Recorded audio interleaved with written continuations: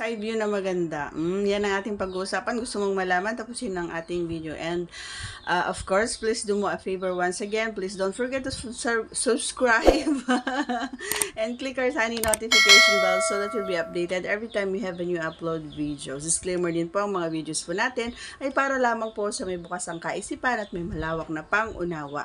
Kung wala po tayo nito, maaari na lamang pong mag-skip at mamili ng mga videos na nararapat para sa inyo.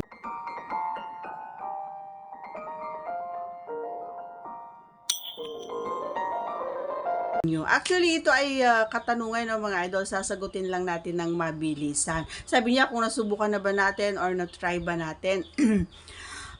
Ako pa ba tatanungin nyo, halos lahat na ata nagawa ko, no, mga idol. Maliban lamang sa mga sinasabi nilang LUNOK, yung mga ganun. Talagang hindi ko talaga kaya.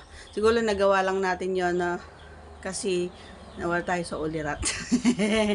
Ayan, grabe init.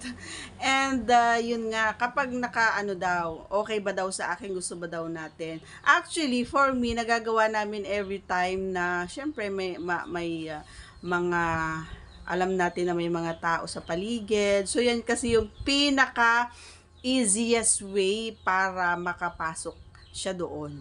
'Di ba? Yung side view. 'Di ba? Yung ang ganda naka-side view ganoon, 'di ba?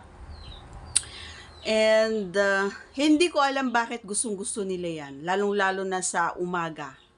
Pagkagising nila tapos naramdaman nila na buhay, nagpo-flag ceremony, ayan si Hari. Oh, ganon. Yun yung like nila na positions, ganon, every times na ganon nga yung naka-flag ceremonies. Ayan, si Haring Solomons.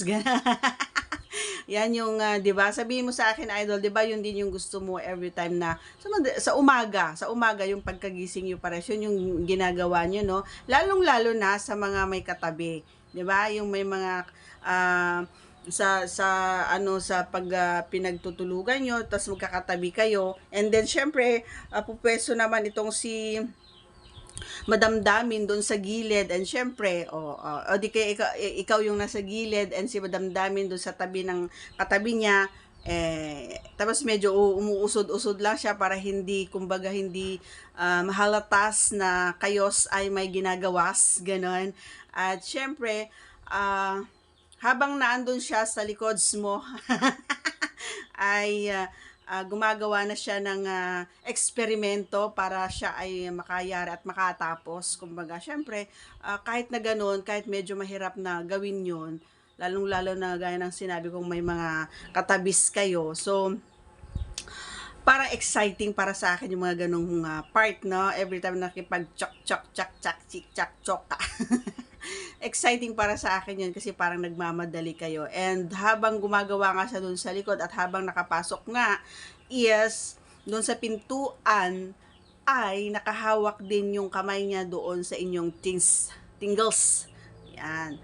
Sa kanyang triangles, ganyan. So, hindi nawawala yon. Kasi alam mo, pag hindi siya hahawak doon, mga idol, alam mo kung bakit, na gustong-gusto talaga, na kailangan nakapwesto, kumbaga, yung inyong mga daliris doon, is dagdag, kumbaga, sa amin, may mga S talaga, na, kumbaga, lalong-lalo na sa akin, medyo mahirap tayong makahabol, no, sa mga mabilis or nagmamadali, kumbaga. So, yun yung dumaragdag o dumadagdag, kumbaga, ng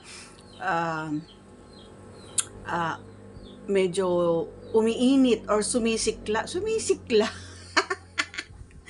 Ayan, pinapasiklab niya at pinapainit niya yung momentum, kumbaga, habang naandun siya na nagtatrabaho. And syempre, hindi ka pwedeng jumungol. Kasi nga, kapag jumungol ka, maririnig ka ng katabi mo.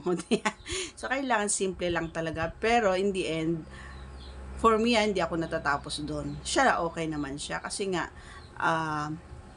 bago naman siya gumawa ng eksena is nakahawak na ako doon, and talagang ready na siya na pumasok doon sa pintuan. Ganun lang yung mga idol. Basta masarap naman siya, gaya ng sinabi ko, gusto ko rin yun kasi nga very exciting. So that's all for today's video. Once again, if you're not yet connected, please do subscribe and click our tiny notification bell so that you'll be updated every time we have a new upload videos. Thanks for watching everyone. See you again on our next vlog. Bye!